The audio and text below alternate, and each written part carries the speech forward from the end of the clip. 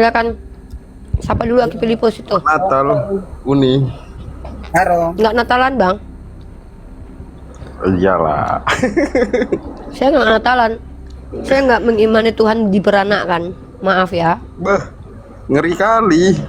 Lah, kalau mengucapkan Natal kan saya percaya Tuhan diperanakan. Nggak mungkin lah saya percaya itu. Qul huwallahu ahad. Allahu samad, lam yalid lam yulad lam yakul lahu kufuwan ahad. Kalau saya mengatakan selamat Natal dan saya terima orang mengucapkan selamat Natal, artinya saya win-win solution dengan pernyataan Tuhan diperanakan. Itu konsekuensinya Ya, akidah. Toleransi. Toleransi nggak harus minum kopi, tidak mesti harus mengimani apa yang Anda imani. Toleransi itu membiarkan. Jadi kalau kita pelajari arti kata toleransi itu dari kata tolerir. Tolerir itu artinya membiarkan. Gitu. Kalau kita betul-betul jujur ya dan kita sesuai dengan etimologi itu, tolerir itu artinya membiarkan. Toleransi itu Bang Arom, ibarat saya dan Anda sama-sama di kafe. Anda minum kopi, aku minum teh. Ya sebagai rasa toleran, aku biarkan kamu minum kopi, kamu biarkan aku minum teh. Bukan karena dasar toleransi kita campur kopi sama teh minum bersama. Oh, kan itu namanya. Contohnya bukan toleransi, toleransi. Oh gitu.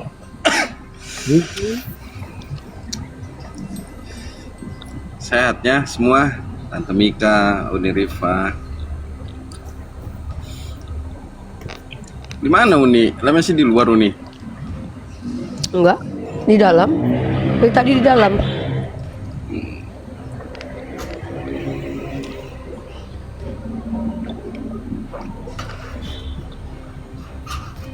Dari tadi saya di dalam loh. Yang di luar tuh Bang Milo tuh.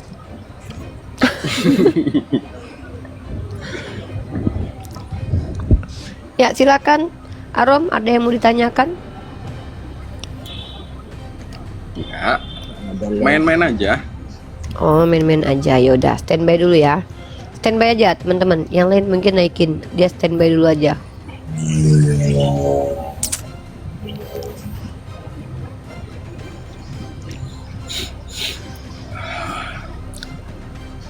Apa arti oten? Oknum Kristen kalau saya mah. Si bue-bue Nah, segala setuju. apa arti oten? Setuju.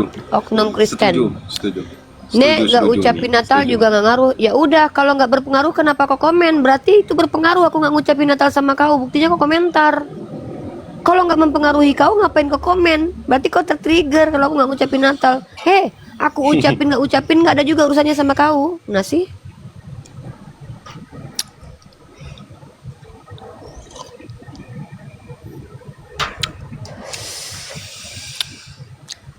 Oke, saya baca komentar ya.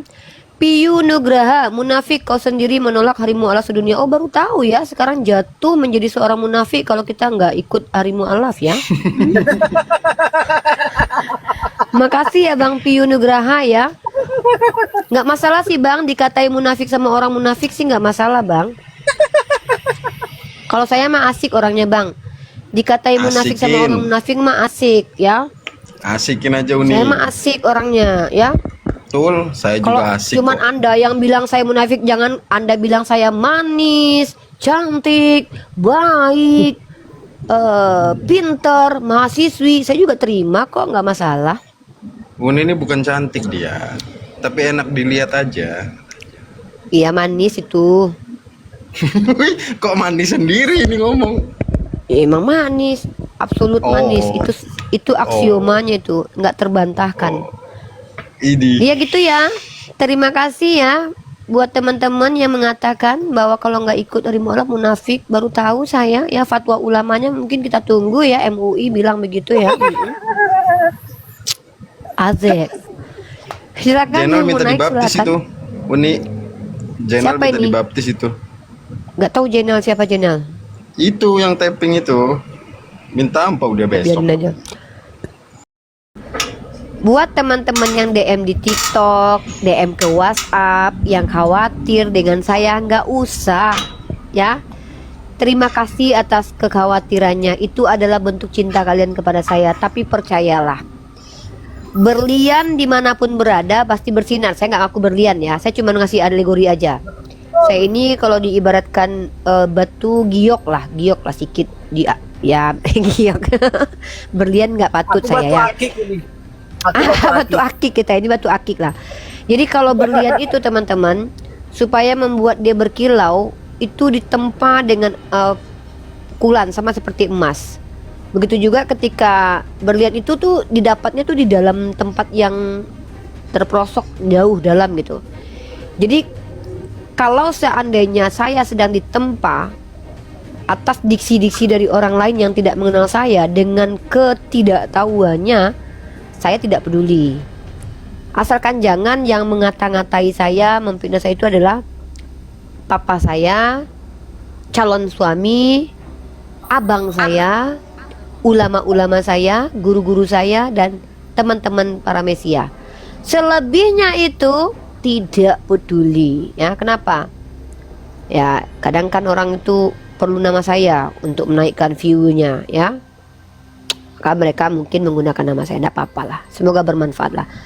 Kalau ada orang bisa hidup dan makan karena menjelek-jelekkan kita, ya semoga dia kenyang dengan hal itu. Tidak apa-apa. Alhamdulillah. Saya bersyukur atas hal itu. Ya. Ya silakan teman-teman yang mau merayakan hari mualaf, selamat ya, selamat menjalankan hari mualaf. Yang tidak merayakan, selamat tidak merayakan ya. Uni Rifa gimana? Tergantung suasana guys. Ya siang mungkin ngerayain, malam nggak ngerayain gitu ya. Tergantung mana yang lebih mau bayar, mana yang membayar banyak aja. Kalau lebih banyak dapat angpaunya dari yang ngerayain ya ikut. Kalau lebih banyak dapat yang ngerayain, saya nggak ikut juga. Saya mau aman aja hidup, dulu. ngapain susah-susah. Ngucapin dulu Ya. kan. Mulai kalau begitu lah. Ngapain? Kan belum Nggak. tahu mana Selamat caranya. Hari Janda Internasional ya teman-teman. Selamat Hari Janda Sedunia ya. Oh, saya orangnya asik aja teman-teman ya. Saya orangnya asik-asik aja ya. Mana yang paling banyak angpaunya saya ke sana. Oh di sini banyak angpaunya lagi ngerayain rumah live ikut, makan-makan ikut. Oh di sini lagi nggak ngerayain tapi banyak angpaunya ikut juga. Saya mau orangnya fleksibel ya, dimana menguntungkan aja ya. Apalagi keuntungan itu tidak merugikan orang lain gitu. Ngapain kita susah kalau bisa enak hidup ini ya kan? Ngapain susah-susah coba? Kok pelin-pelan? Nggak apa-apa demi kenikmatan. Pelin-pelannya yang nggak boleh itu pelin-pelannya gini teman-teman. Hari ini. Apa? Saya mau ajak diskusi Uni aja lah, Uni Rifa ya. Ya udahlah, silakan angkat tema. Apa Uni tema mau Rifa. diangkat? Uni Rifa kan pendidikan S1 lah ya. Baru wisuda kemarin aja saya lihat historinya itu. Ya, sebutkan nama saya. Uni Rifa si paling mahasiswi, cepat. Passwordnya. Uni Rifa yang merayakan Hari Janda. Enggak gitu. Uni Rifa si paling mahasiswi itu password. Buruan, sebutkan. Uni Rifa si paling mahasiswi. Mantap, itu gelar. Mulai detik ini tolong dipanggil saya Uni Rifa si mahasiswi ya. Ya, terima awas kasih. kacamatanya copot itu. Ya silakan Kalau Arom, silakan mahasiswa bertanya, boleh diskusi nggak? aja. Hah? Nggak boleh, cuman mahasiswi aja yang boleh. Mahasiswa nggak boleh, nggak boleh. Nih, Nggak boleh, cuman coba kan ada 4 mazhab tuh Uni ya. apa coba mazhabnya? Maliki, Hanafi, Hambali, Syafi'i. Itu ya. Terus? Kenapa di Indonesia pakai Syafi'i? Kenapa nggak Ya Maliki? karena itu yang tersebar di sini. Ada Maliki juga. Dan lagi pula enggak Maliki semuanya. Iya, adalah. Ada. Yang belajar mazhab tadi yang naik ke atas malah dia pakai mazhab Hanafi. Hambali. Diskusi tentang ini aja, ajaran aja. Tentang Kenapa? ajaran, tentang pemahaman agama gitu. Nggak apa-apa, itu lebih substansi. Boleh. Silakan. Silakan. Dimulai. Ya udah, kita bahas tentang ini aja. Hari Natal ini sebenarnya tuh hari lahirnya siapa gitu. Mungkin Arom bisa jelasin kenapa orang Kristen merayakannya, apa alasan mendasarnya. alasan mendasarnya sih karena waktu itu memang yang kesepakatannya dari Romawi ya, kekaisaran Romawi ya Uni ya. Itu memang Berarti faktanya ikut-ikutan begitu. berarti. Berarti Kristen ikut-ikutan. Bukan. Waktu itu kan mereka mau mendengarkan ajaran Yesus Kristus, yang penting tidak meninggalkan tradisi-tradisi sebelumnya. Gitu. Oh, jadi memang diakui kalau ajaran Natal ini Tapi melanjutkan gini, tradisi pagan Romawi. filosofinya gini Uni. Enggak, gini, Karena itu bro. mereka penyembahan Kalau dewa diskusi matahari. Bentar. Gini. Arom sebentar. Kalau diskusi sama saya itu gini loh. Kita tuh kan diskusi. Jangan pernah memaksakan kepada orang yang tidak bertanya jawaban yang dia tidak tanya. Maksudnya gini. Loh, tapi kan ada Saya tidak filosofinya. tanya saya nanya nggak filosofinya itu. Gini bro, Yaudah. kita kalau diskusi itu bukan memaksakan apa ke orang lain, tapi orang butuh apa yang ingin ditanya. Saya tanya tentang apa Yaudah, coba, ya, hari yaudah. kelahiran siapa. Kalau saya tanya filosofinya apa, baru dijelasin. Nah kalau seandainya Oke. kamu menjelaskan saya tidak terima, itu kan namanya pemaksaan. Nah Betul. oke. Berarti tidak ada kaitannya dengan Yesus tanggal 25 Desember ini. Untuk kelahirannya tidak ada. Bukan, apapun ada kaitannya enggak dengan Yesus tanggal 25 Desember ini? Entah, aku nggak bilang kelahiran. Pokoknya ada nggak kaitannya dengan Yesus? Apa kaitannya dengan Yesus? Ada, karena itu Apa memperingati katanya? karena memang kesepakatannya untuk memperingati matahari, yaitu dari Yunani, di mana Yesus pun adalah terang dunia. Jadi itu maknanya. Jadi matahari itu terang, ya dialah terang dunia itu, gitu. Oh, berarti Kristen ini mengambil hari raya pagan Romawi lalu menggantinya Bukan, dan bukan mengambil, bukan. mensepakatinya. Bukan mengambil. Bukan Loh, mengambil. diksinya Tapi gimana nih? Tadi kamu bilang hasil konsilinya gini. Hasil konsilinya gini. Pada waktu itu kekaisaran Romawi tidak mau tunduk atau patuh kepada perintah dari Yesus Kristus yang dibawa oleh Paulus. Terus? Kemudian untuk dia tunduk, dia mengikuti persetujuan itu untuk tunduk dan patuh oleh taat Oh, perintahnya. sinkretisme mencampur Asalkan- aduk ajaran. Kurang lebih begitu nih. Oh ya udahlah. Udah ya teman-teman tahu kan? Arom mengakui bahwa ajaran Natal itu hasil sinkretisme dengan ajaran pagan. Thank you.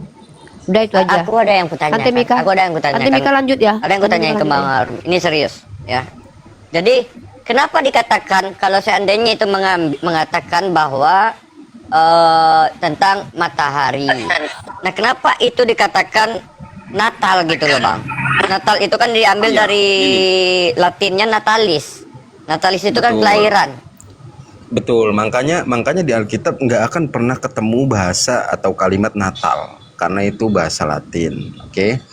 Nah, Natal sendiri itu kan hari pemujaan, hari dimana bersukacita atas dewa matahari bagi paganisme.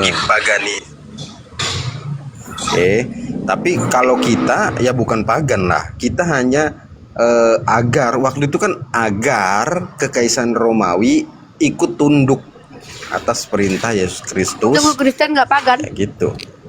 Kristen nggak Nggak pagan. pagan lah, nggak pagan lah. Pagan itu penyembah kepada makhluk. Pagan itu mengikuti kita- ajaran kita gini loh. bentar. Pagan itu ajaran yang ada tumbalnya. Itu identik dengan pagan loh. Jadi kalau kita rujuk kepada ajaran pagan, pertama ajaran pagan itu Tuhannya berbentuk seperti Zeus, dewa, kemudian Osiris, Demetra itu pagan. Nah, kemudian ciri-ciri pagan satu lagi adalah adanya penumbalan manusia, adanya patung-patungan atau penggambaran-penggambaran Tuhan. Pagan banget loh. Masa aku nggak pagan? Enggak. Beda-beda. Ya udah, definisi pagan dalam yang kamu pahami apa? Definisi pagan yang aku pahami ya, di mana mereka menyembah sesembahan yang berupa patung atau berhala, itu pagan. Oke, ini ya.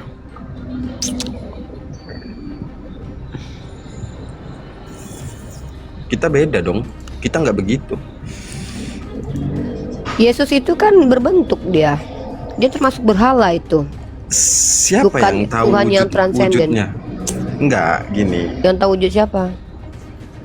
Yesus. Ya, memang nggak ada yang tahu wujud Yesus, tapi kan diimajinasikan kemudian itu kan pagan itu. Loh, imajinasi itu kan hasil karya dari orang-orang, ya kan? Bukan yang itu yang kita sembah, bukan itu, bukan bentuk rupanya yang kita sembah, tapi keilahian dalam tubuh kemuliaannya yang kita sembah. Apanya yang ilahi? Aku apanya yang ilahi? Ya apanya yang ilahi? Tubuhnya itu ilahi nggak? Ya Tubuh pagan lah itu. kemuliaannya, tubuh kemuliaannya beda dengan keilahiannya, karena kan dia duinatur. Ya apanya yang ilahi? Keilahian di dalam dirinya. Ya apanya? Ginjalnya dalam dirinya, jantung dalam dirinya, nya dalam dirinya juga, apanya?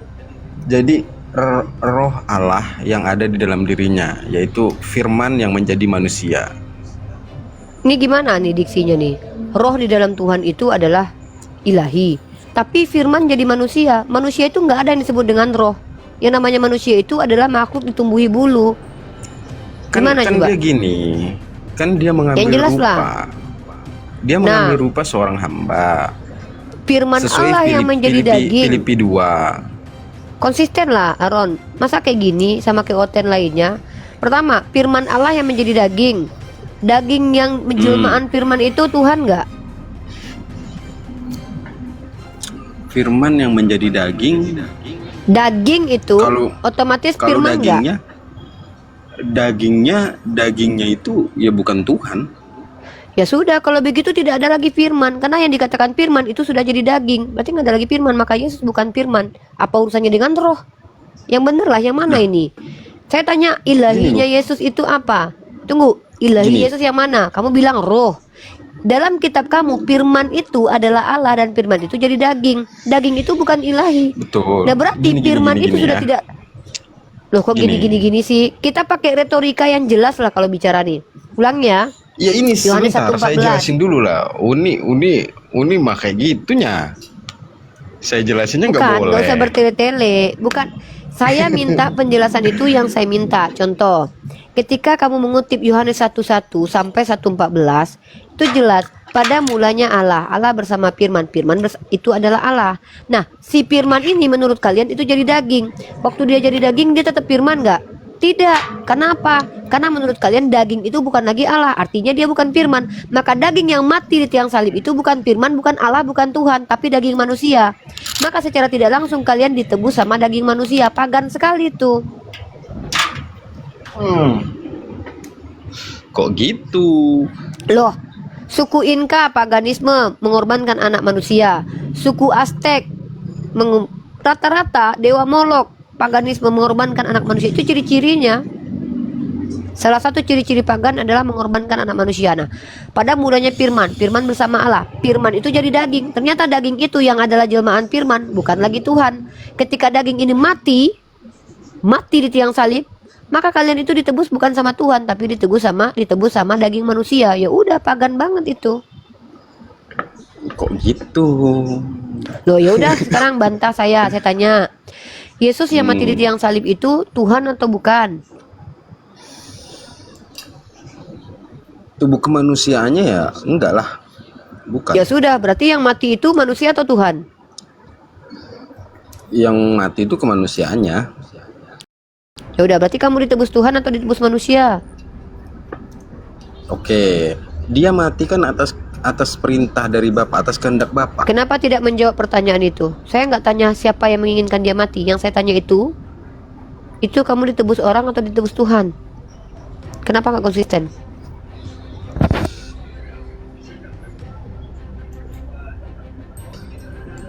Melalui Bapak lah adanya Saya nggak tanya itu. Yang saya tanya adalah Karena dia yang memang mati di tiang diutus untuk salib itu penebusan dosa. orang atau Tuhan?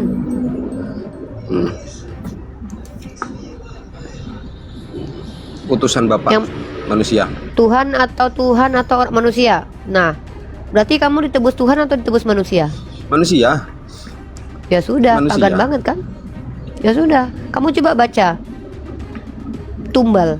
Tumbal itu artinya adalah mengorbankan manusia atau mengorbankan sesuatu untuk mendapatkan kebaikan. Paganisme banget itu.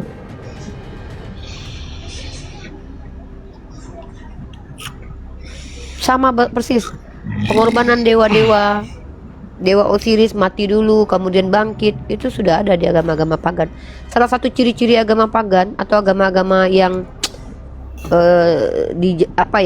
itu salah satunya pengorbanan terhadap manusia, dan itu ternyata ada di Kristen begitu ya. Jadi pada akhirnya kalian sebenarnya ditebus sama manusia, bukan ditebus Tuhan. Sama persis seperti suku Inka dan Aztec yang ditebus oleh manusia, bukan Tuhan. Itu. Iya. Istilah pagan itu berasal dari kata Latin akhir paganus, dimunculkan kembali selama era Renaissance, abad-abad ke-19 ke atas. Kata itu sendiri berasal dari kata Latin klasik pagus yang awalnya berarti wilayah yang dibatasi oleh penanda-penanda. Paganus pada saat itu juga berarti dari atau berkaitan dengan daerah pedesaan. Allahu Akbar. Aduh. Sorry. Tapa. Ini tuh gerak apa, dia disenggol nih. Tapa salah. Mungkin saya cabut dulu ini nih. Charging. Repot batin. Ya, lanjut ya. Kemudian paganus pada saat itu juga berarti dari atau berkaitan dengan daerah pedesaan, penghuni negeri, penduduk desa dengan perluasan rustik tidak terpelajar, yakil, bamkin dalam jagoan militer Romawi, non kombatan, penduduk sipil. Nah, itu sebenarnya asal muasal pagan itu diambillah oleh orang-orang Kristen, menyebutkan agama yang menyembah kepada. Sebentar, saya bacakan dulu ya, saya ada literasinya tuh dari p2kstekom.ac.id ya. Kemudian di sini dikatakan bahwa kata tersebut berhubungan dengan pangere, mengencangkan, memperbaiki atau membubuhkan, dan bagaimanapun berasal dari imbuhan Proto-Indo-Eropa, pak memperbaiki dalam pengertian yang sama. Adopsi kata paganus oleh kalangan Kristen Latin sebagai istilah peyoratif yang mencakup keseluruhan terhadap kaum politeis, merepresentasikan kemenangan luar biasa yang berlangsung lama tak terduga di dalam suatu kelompok religius dari sebuah kata slang Latin yang awalnya tidak memiliki makna religius. Evolusi hanya terjadi di bagian barat Latin dan dalam kaitannya dengan gereja Latin. Sering diasumsikannya paganus sebagai sebuah istilah keagamaan oleh penulis-penulis abad pertengahan merupakan salah satu hasil dari pola konversi selama kristenisasi Eropa. Tempat masyarakat di kota-kota lebih mudah diyakinkan untuk berpindah keyakinan daripada mereka. Ini pada dasarnya ini merujuk kepada orang yang Tuhannya banyak, politeis. Dan ciri-ciri agama-agama seperti ini yaitu penumbalan manusia. Ya beda sih kalau. Selamat Hari Pagan ya Bang Arom. Enggak, kalau saya memahami pagan itu ya Tuhannya bisa dibentuk, itu aja. Ya Tuhan kalian kan berbentuk. Yesus berbentuk nggak? Enggak, bukan. Wah. Tapi nggak bisa dibentuk untuk disembah gitu loh. Pagan Loh, itu kan kalau bisa tidak bisa dibentuk untuk dibentuk, disembah. Kalau tidak bisa dibentuk, Ratu Entok nggak masuk penjara. Ratu Entok masuk penjara gara-gara dituduh menghina Tuhannya Kristen. Itu bentukan, itu bentuk gambar. Kalau Iya, betul itu bukan makanya. Tuhan kalian, maka Ratu Entok nggak akan masuk penjara. Iya makanya dia kan itu secara namanya hukum, ini. Bukan secara gini loh, hukum, Uni sebentar. Kenapa dia disebut menghina? Karena dia nggak tahu tapi membentuk gambar yang dia narasikan itu Tuhan dari itu bukan kekristenan. Itu salah. Itu dia tidak pernah mengatakan itu Tuhannya Kristen. Dia mengatakan cukur. Dia tampilkan sebuah foto. Justru kalian mengatakan bahwa itu Tuhan kalian. Kalau memang itu bukan Tuhan kalian, nggak mungkin dia dikatakan penista agama. Ngapain dia masuk penjara? Orang yang dia kutuk bukan Tuhan, yang disuruh cukur bukan Tuhan kok. Makanya Iya, ketika Anda mengatakan Tuhan tidak terbentuk, secara hukum gini loh, bukan masih yang melaporkan, hukum di Indonesia ini menyepakati pada akhirnya bahwa Ratu Entok menghujat Tuhannya Kristen. Maka secara tidak langsung Anda sendiri aja yang ngaku Tuhan Anda nggak bisa dibentuk. Secara tidak langsung mayoritas Kristen mengakui bahwa Tuhannya bisa dibentuk. Dibentuk jadi patung, dibentuk jadi foto. Ya itu orang-orang bodoh itu kalau kayak gitu. Iya, udah katakanlah, coba terangkan lagi. Yang punya patung Yesus dan punya gambar dan foto Yesus orang bodoh, coba bilang begitu. Ya iya dong, karena Yesus itu Iya, maunya. nggak pernah ada yang melihat gimana lukisan itu bisa dibenarkan bahwa itu dia. Kan itu hanya Itu karya seni. imajinasi.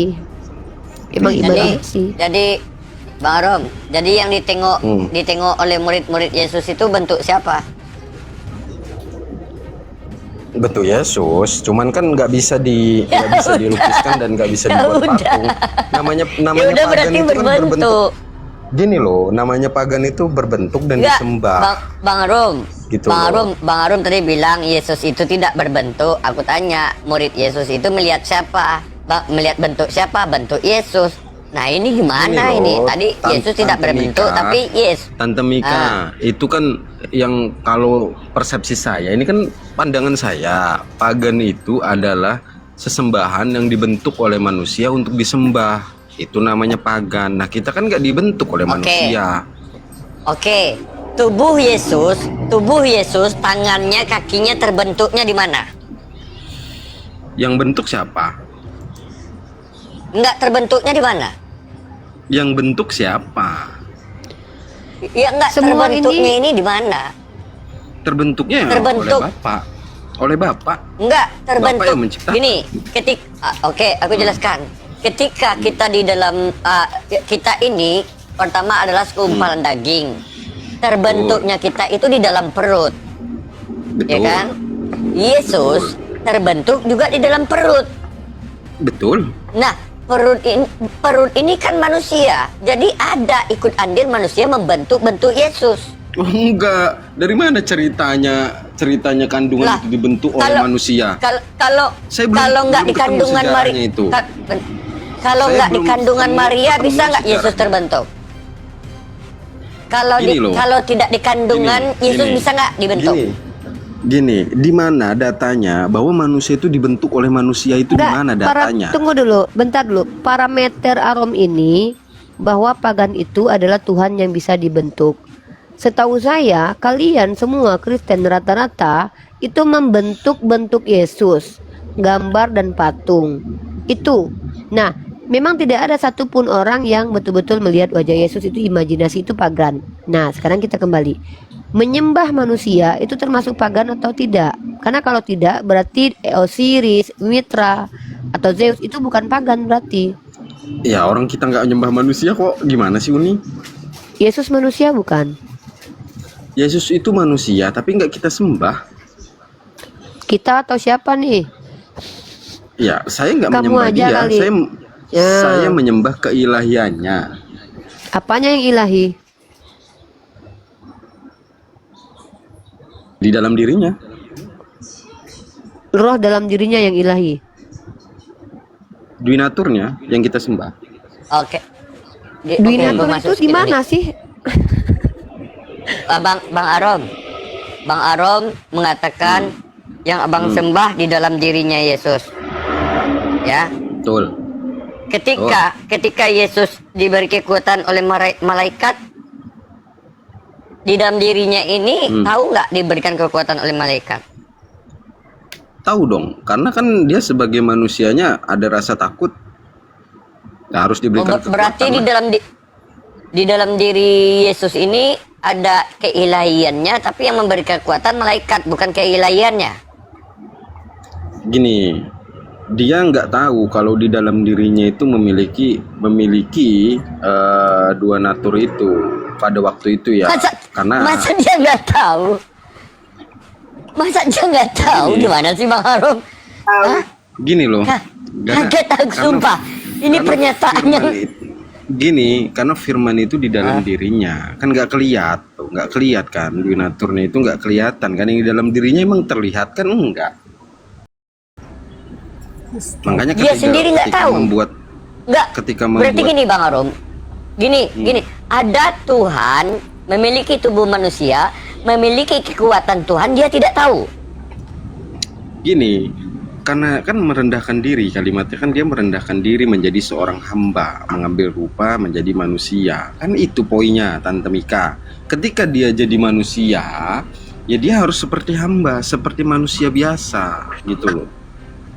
Nah, keilahiannya ini ketika dia jadi manusia di mana letaknya? Ya ada di dalam dirinya, dia kan nggak bisa lepas dari Bapak.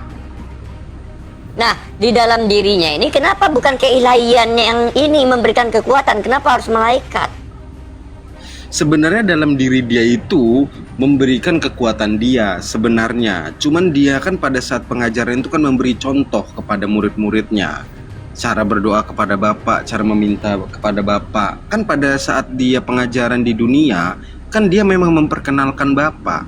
Contoh misalkan ya, karena tertulis tidak ada yang bisa melihat Bapak, tidak ada yang bisa mendengar Bapak, anaknya lah yang bisa memperkenalkan Bapak gitu. Oke. Ketika dia dicobai oleh iblis, apakah keilahiannya juga ikut dicobai oleh iblis?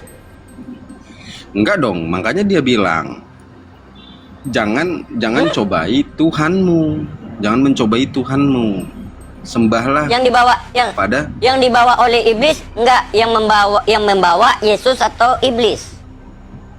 iblis yang membawa dia. Nah, berarti keilahian Yesus dibawa oleh iblis. Itu kemanusiaannya yang dibawa oleh iblis. Kenapa sih Iya, kok muter-muter Tante Mika nih? Gimana ceritanya? Iblis tahu nggak? Oke, iblis tahu nggak bahwa di dalam tubuh Yesus itu ada keilahian? Iblis tahu. Ya berarti iblis berani dong daripada Tuhan Abang. Tahu ada Tuhan di sana masih diajak sama dia. Iblis itu menginginkan Nggak ada takut-takutnya iblis dia. Gini, iblis itu kan ingin menyesatkan kemanusiaannya itu agar gagal untuk Nggak, konsep keselamatannya itu. Oke, ketika iblis mengajak kemanusiaan, keilahiannya ikut tidak? Ikut? Nah berarti ya Tuhan Abang diajak oleh iblis. Lebih hebat Begitu iblis konsepnya. keilahian Tuhan dibawa oleh iblis. Nggak begitu. Pola pikirnya nggak begitu, Tante. Lanjutlah Bang Tante. Filipus. Iya Bang Arom. Lanjut, aku makan bikin kopi dulu. Lanjut sama Bang Filipus. Oke, apa Bang Arom? Bang Arom boleh menjelaskan nggak terkait keesaannya Yesus itu? Kalau dia memang Tuhan yang Esa kok. Dia hanya satu. Oke, dia hanya satu ya. Betul. Betul.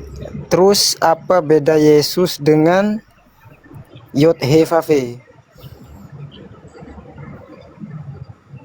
YTVP perjanjian lama. Mm-mm. Kenapa? Apa bedanya itu Yesus dengan Yod He Vav He? Apakah dia satu? Apa berbeda? Satu, nggak ada bedanya. Kenapa? Oke. Apa? Kau bertanya pun sulitnya kayaknya. Gimana tadi tentang Esa itu? Penjelasan tentang Esa? Gimana nya ini? Kau nanya aja pun bingung, buat bingung orangnya. Tentang Esa itu gimana? Tuhan itu Maha Esa kan? Yesus itu Maha Iya Esa. satu. Iya. Terus ketika menjelma menjadi daging, Kenapa? Kenapa menjadi daging tuh kenapa? kan sudah ada dua pribadi di situ. Emang kan udah tadi dibilang kemanusiaannya nggak kita ikut, nggak kita sembah. Oh, kirain kemanusiaannya juga disembah. Iyalah. Hmm. Jadi apanya kau ini? Pertanyaanmu udah maksudnya?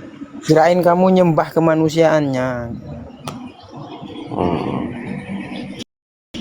Oh, kalau kamu nyembah enggak kemanusiaannya berarti bagus dong.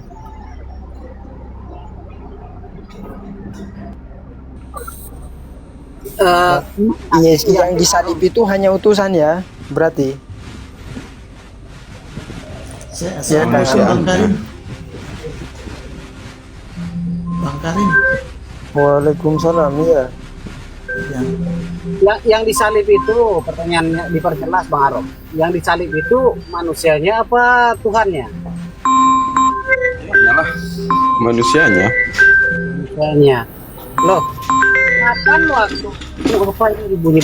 Kapan waktu Yesus jadi manusia saja? Kapan Yesus ada Tuhannya juga?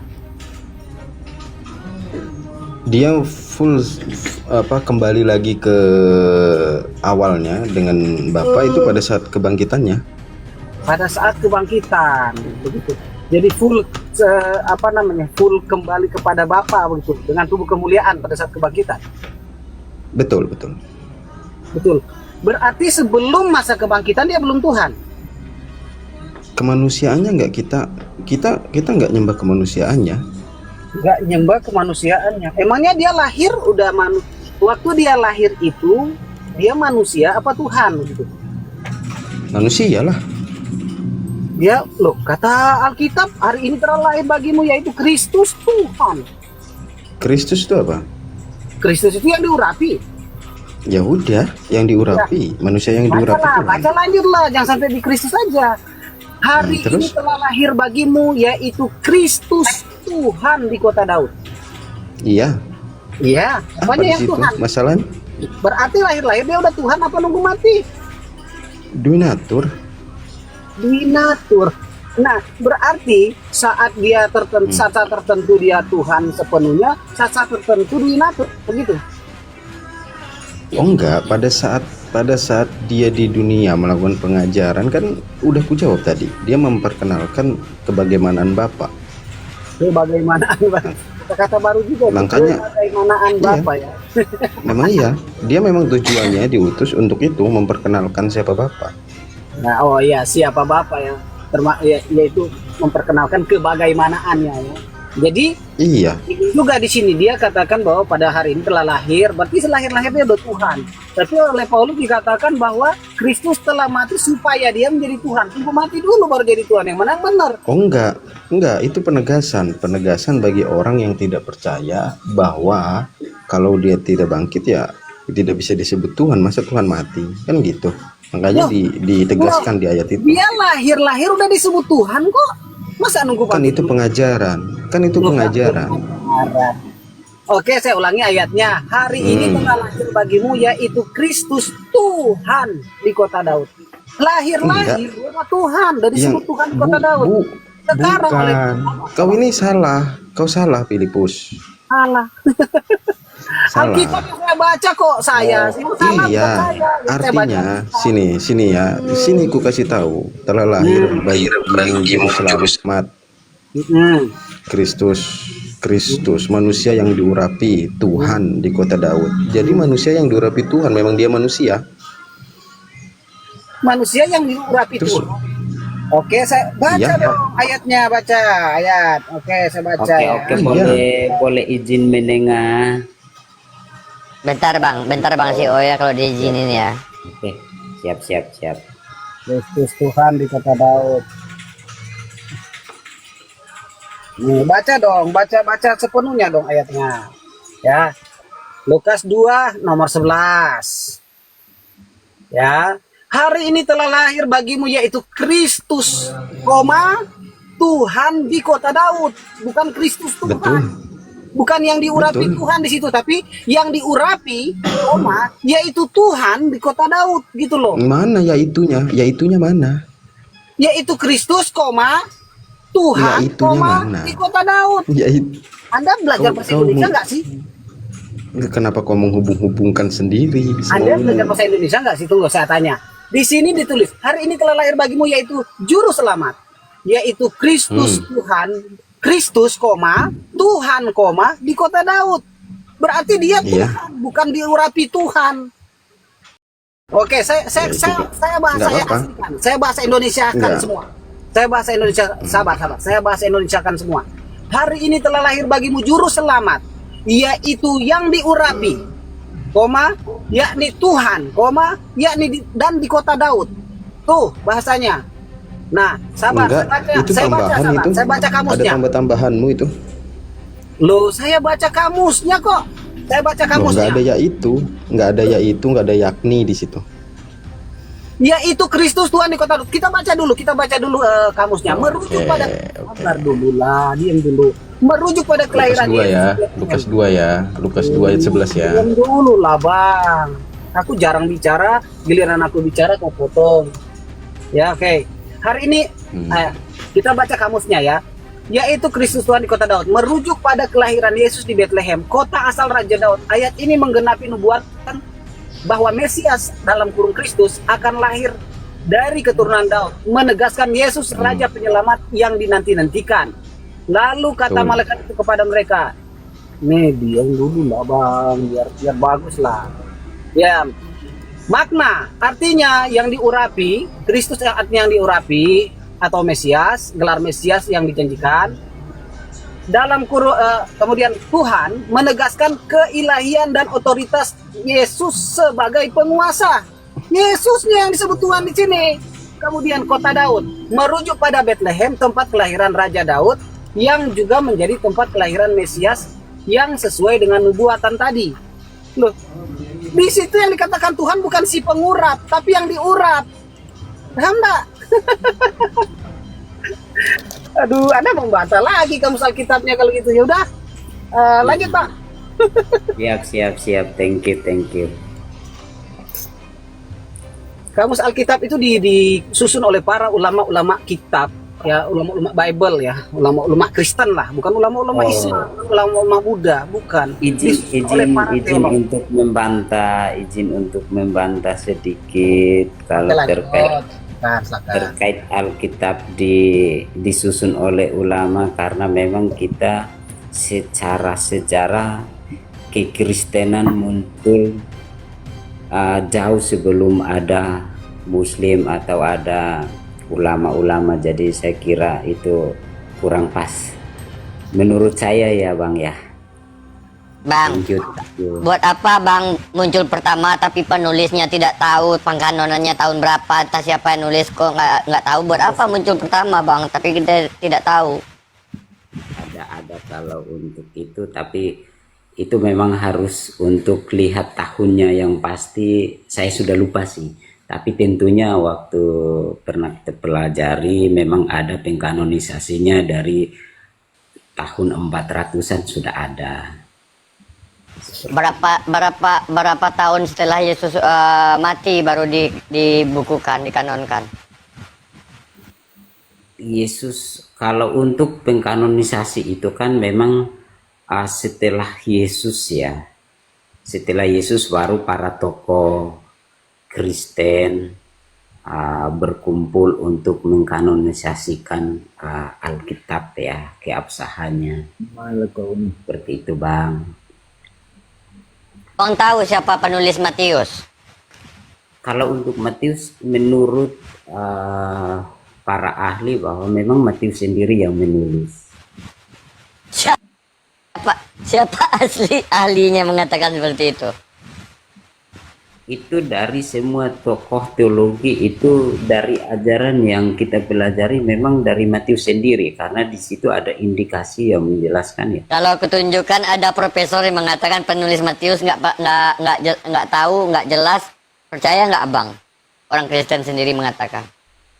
Begini Bang, banyak versi yang kita bisa ikuti dan kita tidak bisa tergantung Abang pakai versinya siapa dulu. Karena ada orang yang menyangkal bahwa itu bukan penulisnya Matius, sehingga menggiring opini ke sana sehingga seolah-olah memang bukan Matius. Tapi kalau menurut sejarah dan dari gaya bahasa dan lain-lain, itu sebenarnya penulisnya Matius Bang. Thank you. Jadi gini ya. Yep. Penulisan Bible itu ya, mana dia data? Ini kutunjukkan aja datanya biar nggak Abang bantah aja data ini. Siap. Ini dari sumber Kristen sendiri ya. Katolik Holik. Oke, thank you. Boleh ambil dari penulis Kristen. Kita dalam ajaran Kristen juga ajarannya ada yang menentang, sehingga ada yang memang menolak penulisnya bukan Matius juga. Begitu. Dan itu teologi-teologi liberal bang, begitu. Lanjut Bang Filipus, ada yang mau ditanyakan Bang Filipus? Bang Arum udah kabur dia. Beliau kayaknya masih simak deh. Tadi saya dengar pertanyaannya banyak ke kemanusiaan Yesus dan kealahannya ya. Oke. Oke. Nah, tadi saya sempat ini tapi kelewat mungkin. Tadi abang mengatakan Yesus itu dui natur, betul? Iya, dia punya dua natur, ada 100% manusia dan 100% Tuhan.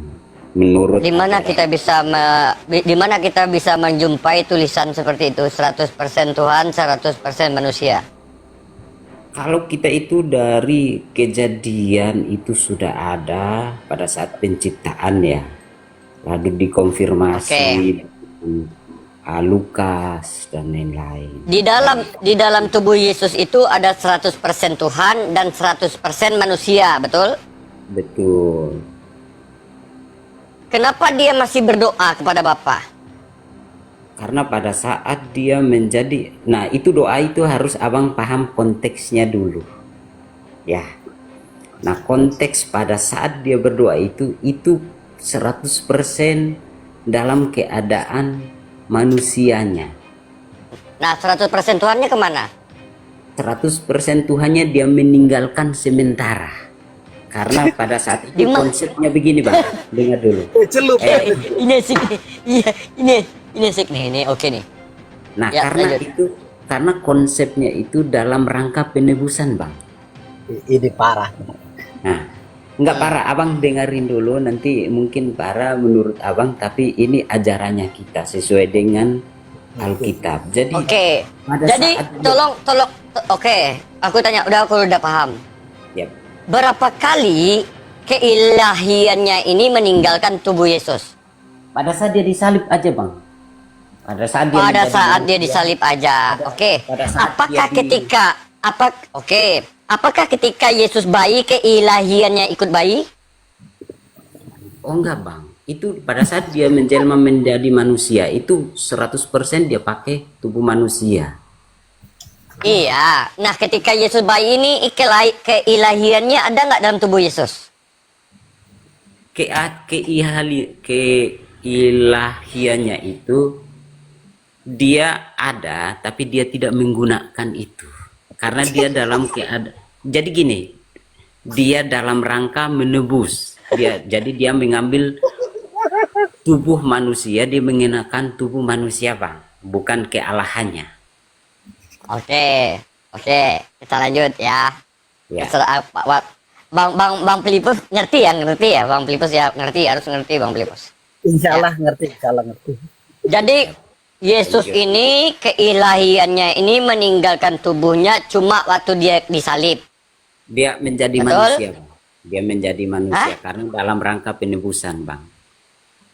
Enggak, keilahiannya ini meninggalkan tubuh Yesus ketika waktu dia disalib aja kan? Dia menjadi manusia ketika dia menjelma menjadi manusia. Jadi itu Ketika seluruh jadi bayi. kehidupan, betul, dari bayi sampai dengan dia disalib. Keilahiannya di mana? Keilahiannya itu dia tidak mengenakan itu.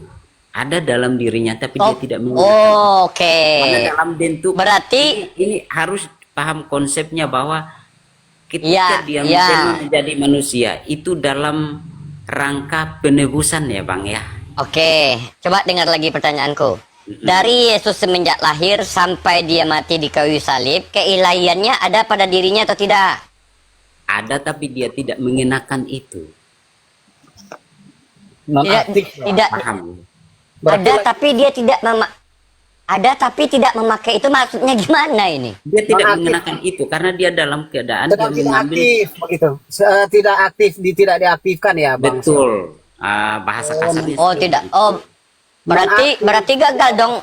Berarti gagal dong 100% 100% manusia, 100% Tuhan karena dia tidak menggunakan. Gini bang, karena ini dalam rangka penebusan bang. Jadi Iya, karena kayak teori harus saya on-off jelaskan begitu ya. jelaskan Kayak apa teori namanya on-off begitu ya. dari sejarahnya pemahaman awalnya sehingga mungkin bisa mudah dipahami. Jadi gini, ketika manusia jatuh dalam dosa, manusia tidak mampu untuk menyelamatkan diri sendiri, betul ya? Dan setiap dosa itu harus dihukum mati, betul ya? Atau di Muslim itu setiap dosa itu tidak dapat hukuman mati ya. Kita samakan persepsi dulu. Atau kalau dapat hukuman mati berarti kita sama ya. Nah, karena Iblis berdosa tidak? Iblis berdosa tidak, Bang? Iblis berdosa tidak? natur iblis itu memang pendosa. Nah, Sejak kenapa nggak mati dia? tidak pernah berdosa. Kenapa nggak mati dia? Abang, iblis itu sebenarnya dia bukan dia roh, Bang. Jadi tidak bisa mati, Bang. Dia nggak fisik, Bang. Atau abang pernah lihat iblis fisiknya? Dia roh, Bang. Kenapa nggak dimusnahkan iblis? Gimana, Bang? Bisa dimusnahkan? Bisa dimusnahkan nggak iblis? Bisa dimusnahkan iblis. Sebenarnya bisa. Bentar. Nanti saya keliru lagi, kalau saya jawab salah nanti panjang lagi. Jadi gini, kalau iblis, kalau sesuatu yang dalam roh, yang bisa dimusnahkan itu hanya materinya, atau yang ya materi atau tubuh atau yang ada fisiknya, Bang. Kalau nggak ada fisiknya gimana bisa musnahkan, Bang? Roh kok. Abang bisa musnahkan angin, nggak bisa kan ya, Bang? Karena itu adalah Berarti Tuhan tidak bisa berarti Tuhan bisa menghadirkan iblis, tidak bisa menghilangkannya. jadi gini, tidak bisa karena memang dia roh. Tidak bisa. Tidak bisa. Bagaimana Tuhan Abang Maha Kuasa? Iblis saja tidak bisa dimusnahkan? Gini, Bang. Roh apakah bisa dimusnahkan? Nggak bisa ya, Bang. Roh kok. Tapi kalau Itu menurut Oke. kalau Bentar untuk dulu. berkuasa, Menurut untuk menurut membatasi kuasanya bisa, Bang. Tapi kalau untuk memusnahkan nggak bisa. Karena memang nggak ada fisik. nggak bisa Tuhan. Nggak bisa Tuhan memusnahkan iblis. Tidak bisa dimusnahkan, Bang. Karena dia memang nggak ada fisik. Oh, Ada fisik. ngeri. Untuk membatasi bisa. Tapi kalau untuk memusnahkan kan nggak ada fisiknya. Berarti iblis itu nggak boleh, nggak akan dimasukkan oleh Tuhan ke neraka. Menurut Kristen, apakah iblis itu akan masuk neraka? Ya pastinya dong. Nah, Kan untuk yang apa masuk dia di neraka? Untuk apa dia di neraka? Diapain dia di neraka? Gini, Bang. Enggak, jawab dulu. Di neraka iblis itu nanti diapain dia oleh Tuhan? Dikasih mobil kah, dikasih mall, disuruh senang-senang, apa disiksa?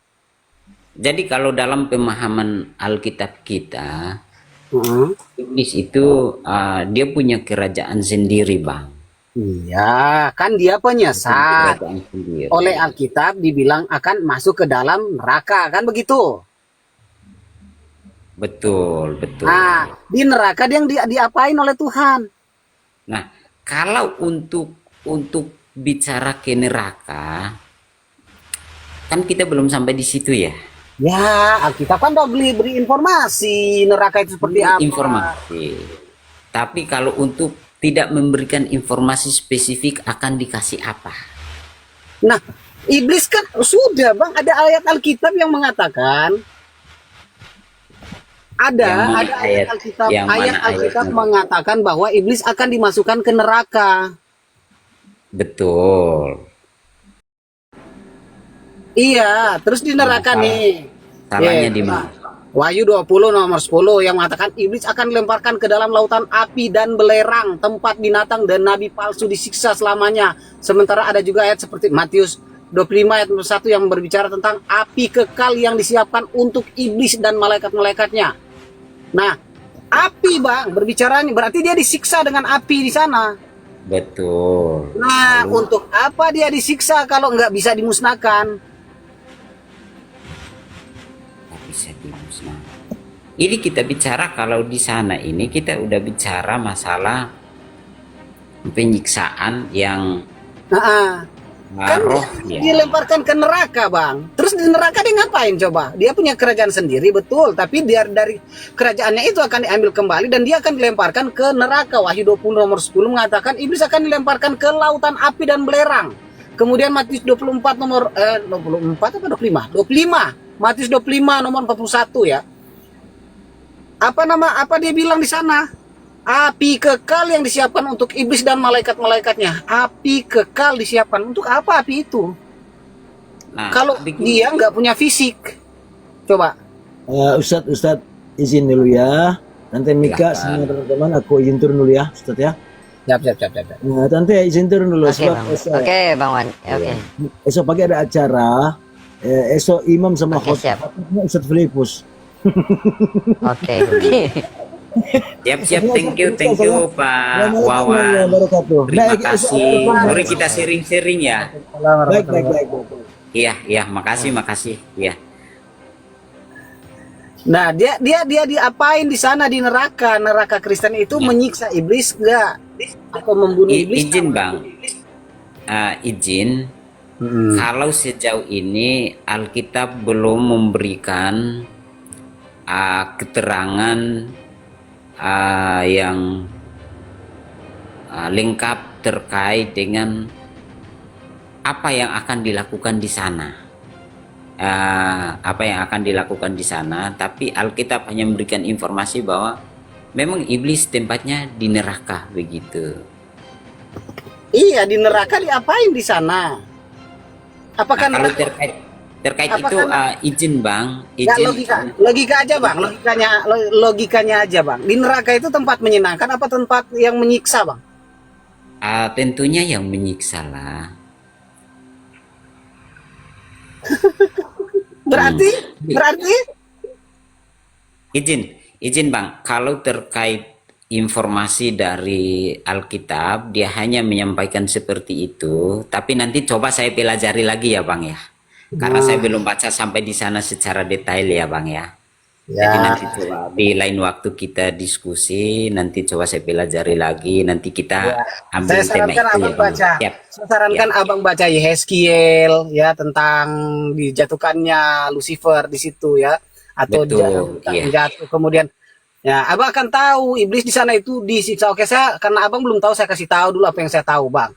Menurut Siap. Alkitab, iblis itu dilemparkan ke dalam neraka di mana tempat di sana ada belerang dan di sana dia disiksa selama-lamanya dan dilenyapkan. Tuh. Jadi bisa dilenyapkan Bang, bisa. Tuhan itu maha kuasa, dia bisa melenyapkan ya. Kemarin saya ada anak sekolah, ada anak siswa saya nih, karena saya juga ngajar di SMK. Ada siswa saya bertanya, Pak Guru gimana tuh ceritanya? Iblis menurut Islam, iblis itu terbuat dari api. Oh, kalau Kristen kan enggak ada, iblis dia tercipta aja begitu dari awan nafsu segala macam, lalu tiba-tiba ada nongol-nongol aja. Enggak ada. Bukan begitu. Enggak ada. Kalau dalam dalam Alkitab, iblis itu dia adalah seorang malaikat yang adalah sebuah pemegang puji-pujian surga yang kemudian membangkang, mengatasnamakan mengatasi kemuliaan Tuhan, mencuri kemuliaan Tuhan, ya dia sombong dan sebagainya, lalu dikutuk begitu. Itu berarti sama dengan penciptaan malaikat dia. Nah, kan dia bagian dari malaikat. Kalau Islam itu terbuat dari api. Ya, kalangan jin, dari kalangan jin dia. Tapi ingat, jin itu bukan setan. Ya, manusia juga bukan setan. Ada setan berbentuk manusia, ada setan berbentuk jin. Ya, karena jin itu sebenarnya bukan fisik, tapi sebutan untuk segala untuk makhluk Tuhan yang diciptakan gitu loh. Nah, bagaimana Pak Guru cara Tuhan, cara Allah Subhanahu wa taala menghukum iblis? Sementara hukumannya adalah neraka. Neraka terbuat dari api. Sementara iblis terbuat dari api. Masa api dilemparkan ke api? Justru dia sama seperti mana kita melemparkan kura-kura ke air kolam. Bukan tersiksa, malah tertawa riang. Nah, terus gimana? Itu kan yang pertama. Ya, sabar Bang, saya selesaikan. Ya, saya selesaikan. Ya, saya jawab sama tuh anak. Siap, siap. Tuhan itu, Allah itu maha kuasa. Jangan batasi kekuasaan ilahi dengan akal budimu. Karena kalau kau pakai akal budi membatasi kuasa ilahi, nanti mentok sampai ke otakmu yang dangkal. Kenapa? Sekarang kamu terbuat dari apa? Kamu terbuat dari apa? Oh, saya terbuat dari tanah katanya. Berdiri di papan tulis dan kau cari tanah, ya, segumpal tanah yang keras kau ambil, ya, gali lah pakai sekop, pakai pacul, bawa ke sini, ya, sekepal tanah. Terus kamu berdiri di papan tulis. Sekarang Pak Guru tanya, kamu terbuat dari apa? Tanah. Nah, sekarang di tangan Pak Guru apa? Tanah. Kalau Pak Guru lempar ke kepalamu, kira-kira sakit nggak kamu? Ya sakit lah, pecam, nangis aku, berdarah. Loh, kan kamu dari tanah, ini dari tanah. Jadi sama seperti itu, Tuhan bisa menyiksa api dengan api. Tuhan bisa menyiksa roh dengan roh. Tuhan bisa menyiksa batu dengan batu. Tuhan bisa menyiksa apapun dengan apapun. Dengan kodrat dan irodatnya. Jadi kalau hari ini tiba-tiba ada yang mengatakan bahwa iblis tidak bisa dilenyapkan, seolah-olah kita membatasi kekuasaan Allah. Kekuasaan Tuhan lah begitu. Kalau bahasa Kristen, Allah atau Tuhan. Berarti Tuhan yang di Alkitab jelas terbatas kuasanya. Karena belum mampu menyelesaikan misi terakhirnya, yaitu memberi hukuman yang setimpal bagi penyesat, bapa segala penyesat, yang dalam hal ini iblis. Itu loh Bang, itu yang saya tahu. Thank you buat informasinya yang sudah dikutip dari Alkitab, dan saya juga belum pelajari sampai di sana Bang, jujur. Dengan penuh kerendahan hati, nanti coba saya pelajari lagi di lain waktu. Kita akan diskusikan itu. Siap. Kalau dalam Islam jelas bisa, ya, Allah Subhanahu wa Ta'ala itu bisa menghukum iblis yang terbuat dari api dengan menggunakan api. Seperti mana saya bisa menghukum murid saya tadi yang terbuat dari tanah dengan melemparnya dengan tanah. Gitu loh. Kalau kita yang punya akal dangkal aja bisa memikirkan itu, masa Allah Tuhan Maha Pencipta, Maha Mengetahui, dengan 3 sifat loh. Tuhan itu kan punya 3 sifat: omniscient, omnipotent, omnipresent. Ya, omniscient itu dia maha tahu, omnipotent dia itu maha kuasa, omnipresent dia maha hadir. Yang mana omniscient, omnipotent, omnipresent itu sebenarnya tidak dimiliki Yesus. Ya, kalau yang mana Bang? Tiga-tiganya nggak dimiliki Yesus.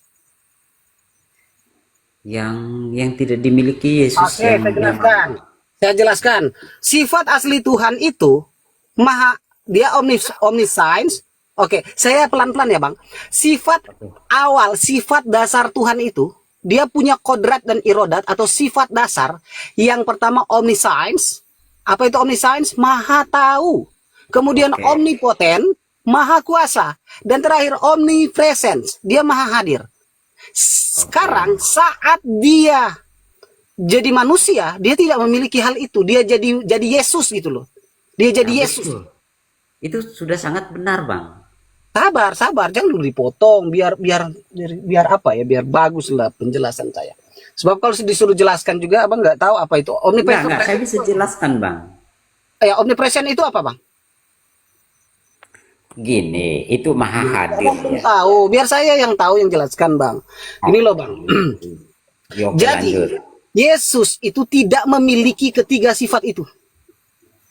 Sebagai manusia dia 100%, sebagai Tuhan 100%, atau 100% manusia 100% Tuhan, dia tidak memiliki itu.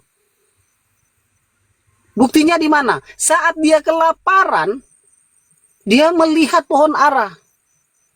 Di peristiwa pohon ara tidak ada omniscience, omnipotent, omnipresent di situ. Itu menurut versi Islam atau Kristen Bang? Versi Alkitab. Yang mana? Lihat. Peristiwa pohon ara loh Bang. Peristiwa Yesus mengutuk pohon ara. Ceritakan ayatnya biar kita bisa lihat dari konteksnya Bang. Karena kalau hanya dipotong-potong Ayat Alkitab tentang pohon saya kasih ara. contoh ya Bang. Sehingga tidak salah semua tidak bisa Ayat Alkitab kita tentang paham pohon secara ara. harafiah semua. Contohnya Iya, saya kasih contoh biar abang tidak semua. Kisah Yesus tentang Yesus mengutuk pohon ara itu Abang baca di Matius 21 ayat 18 sampai 12 sampai 22, Markus 11 nomor 13, kemudian Lukas 13 ayat 6 sampai 9, Lukas 21 9 31. Ya, pokoknya tentang Yesus mengutuk pohon ara itu ada kalau nggak salah kalau belum dirubah itu ada di Matius 21 ayat 18 19 dan Markus 11 13. Tuh, Yesus mengutuk pohon ara. Nah, sabar, saya ceritakan di mana omnipoten, omniscient dan omnipresentnya itu nggak ada. Saya bilang nggak ada. Saat dia lapar, Bang, omnipotennya itu udah nggak ada, Bang. Yang maha kuasa nggak membutuhkan makanan untuk tetap hidup. Nah, itu yang saya pengen jelasannya dari segi manusia dalam rangkahnya, Bang. Itu yang abang belum nyampe di situ. Makanya Abang kan hanya saya bilang lihat nggak ada tiga omni ini. sifat manusianya, karena waktu dia menjelma itu sifat manusianya, Bang. Tapi kan dia ada Tuhannya di situ. Kan dia ada 200, Bang. 100 untuk manusia, 100 Betul. untuk Tapi Tuhan. kalau kita mau pakai Tuhan, loh. Kecuali gini, Bang. Dia pakai loh, Kecuali Bang. orang Kristen sepakat kalau Yesus itu adalah Tuhan on off. Dalam situasi tertentu dia pakai loh, Bang. Iya, itu teori on off namanya, teori saklar namanya itu, Bang. Gini, Bang. Jadi kalau abang bilang tidak maha tahu, tidak maha kuasa, lah, tidak maha kuasa kok bisa Bisa apa? membangkitkan orang mati? Iya, membangkitkan orang mati berdoa dulu sama Tuhannya. Nggak gitu, Bang. Nggak gitu Oke, berdoa. sabar. Dia membangkitkan orang mati kan, Bang? Iya. Oke, saya tanya. Yesus membangkitkan orang mati dengan kuasa apa? Dengan kuasa dalam dirinya. Dengan kuasa. Iya, dia punya kuasa dalam dirinya kok. Buktinya dia Oke. bisa bangkit. Saat Yesus- Coba abang saat kasih Yesus saya satu kelaparan. contoh. Saat Abang Yesus kasih saya satu kelaparan. contoh. Bentar, boleh saya pantau dulu? Coba abang kasih saya satu contoh. Ada manusia, kasih saya satu contoh manusia satu yang pernah bangkit dan tidak mati lagi. Itu bedanya Yesus, Bang. Kenapa dia bisa Elia Enok nggak mati-mati. Nah, tuh kan udah dijawab tuh. mati-mati, tapi akan mati lagi kan? Sekarang masih ada nggak? Masih ada. Masih di surga. Masih di surga itu. Loh, Itu dia. versi Makanya versi mana? Abang itu jangan versi kebanyakan mana? nonton SpongeBob, Bang. Ya, Izin, perbanyak itu baca versi Bible, Bang. mana? Versinya mana? Versi Bible. Aduh, Versi abang Bible. ini isi Itu Alkitab versi anda baca Bible-nya sendiri, Bang. diangkat, Bang. Abang ini itu lucu deh. diangkat sama Tuhan, Bang, bukan dia mati. Iya, artinya dia tidak mati udah di surga, Bang. Nggak pernah mati dia, Bang. Henok bahkan tidak pernah merasakan yang namanya mati. Dia lebih mulia dari Yesus. Yesus untuk naik ke surga mati dulu. Diangkat, Tidak. Bang. Bedakan diangkat dengan mati. Toh Bang. nanti dia Bang Nah, Yesus CEO, tidak Bang diangkat CEO. dalam keadaan hidup. Bukan mati. Ini Akan ini mati data lagi tadi. nggak? Bang CEO dengar. Bang CEO dengar ya. Abang membantah data ini ya. Siapa? Iya, Yesus berdoa sebelum membangkitkan Lazarus. Yohanes 11:41. Itu data loh. Yesus berdoa bukan dari dirinya sendiri. Gimana sih abang itu aja udah berbohong. Saya bilang dia bangkit itu Bukan, tadi abang berkata, abang Oke. membohongi saudaraku Bang Filipus. Abang bilang Yesus itu membangkitkan datang darinya sendiri, tapi di sini dia tertulis dia berdoa. Iya, betul, Bang. Jadi, Yesus tidak membangkitkan dari dirinya sendiri. Ya, coba abang baca Yohanes 5 ayat 30 sampai 32. Kata Yesus bentar. 5 ayat 30, boleh kita kembali aku tidak dengar dulu, Bang. Yohanes 5 ayat 30 sampai 32 dia katakan begini. Aku tidak dapat berbuat apa-apa dari diriku. Aku menghakimi sesuai dengan penghakiman yang kudengar dari Bapakku, dan penghakimanku adil, sebab aku tidak dapat menuruti kehendakku sendiri, melainkan kehendak dia yang mengutus aku. Artinya apapun yang dia lakukan itu semuanya berasal dari Bapa.